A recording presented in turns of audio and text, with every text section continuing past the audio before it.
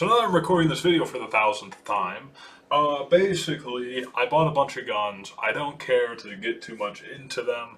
I'm just showing you that I have them. I'm trying to keep this a simple video, okay? I keep trailing off. It's very irritating. Anyway, starting with the Type 56. Now, I noticed a few viewers get a little triggered by the fact that I call it a Type 56 and not an SKS. But also, it's like, but it's not an SKS, it's a Type 56. So, I don't really know what's up with that, but I got one. Mine has a bayonet, and that is pretty neat. Gotta be careful not to stick the wall there, but first bayonet, for me at least.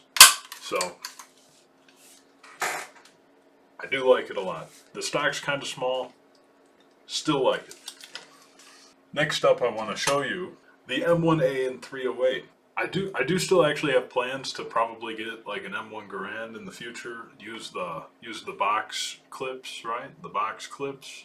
For now, this was affordable, at least for what I had going on at the time, and so I picked it up.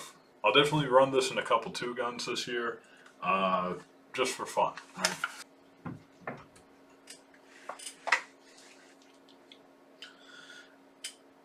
I bought 2 22s, 2 double action 22 pistols. I guess this one's a high standard.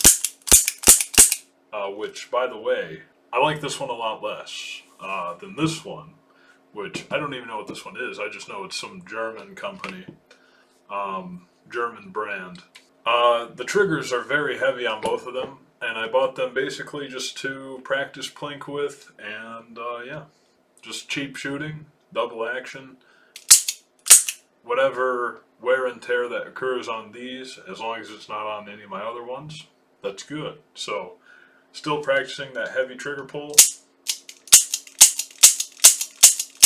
but for about a quarter of the price. You'll probably end up seeing these around my channel. They probably won't be too big of a main focus to anything, but I'll for sure make a video on them. So you may be thinking to yourself by now that, wait a minute, Levi, aren't you a competition shooter?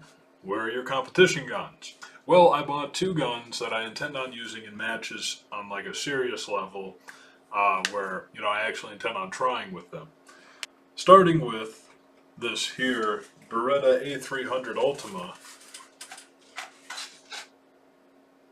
I gotta say, huge fan of this gun so far. If it holds up, 10 out of 10. So that's my opinion on it right now. Not that I am making this video to tell you all about these guns, but I love this thing. And I got this because my 940 Jam Pro is falling apart. I gotta make a video about that, show you guys what's up with that, but I gotta make a video on a lot of things. And last but not least for now, we have this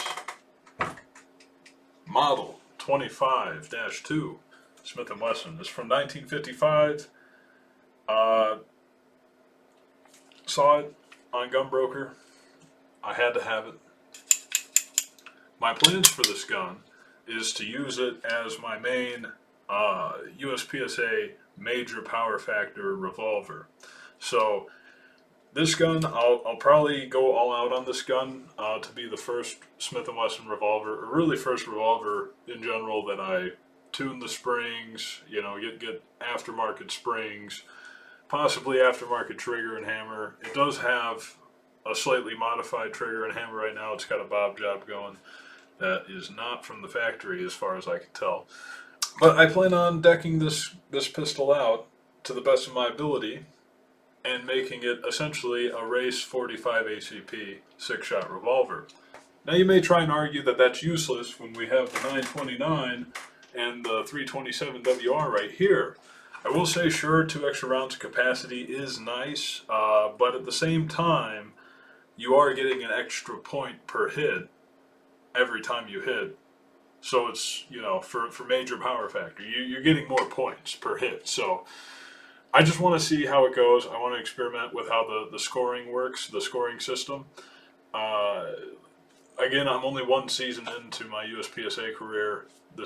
We're coming into the 2nd season. It's warming up here in Michigan, so luckily I'll be able to start shooting matches regularly again.